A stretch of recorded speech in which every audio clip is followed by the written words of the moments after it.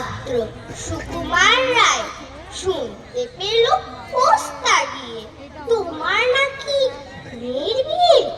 গঙ্গারামকে পাত্র পেলে জানতে চাও সে কেমন ছেলে।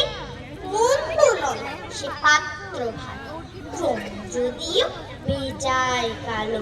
তার উপরে মুখের গঠন অনেকটা ঠিক বেচার মতো।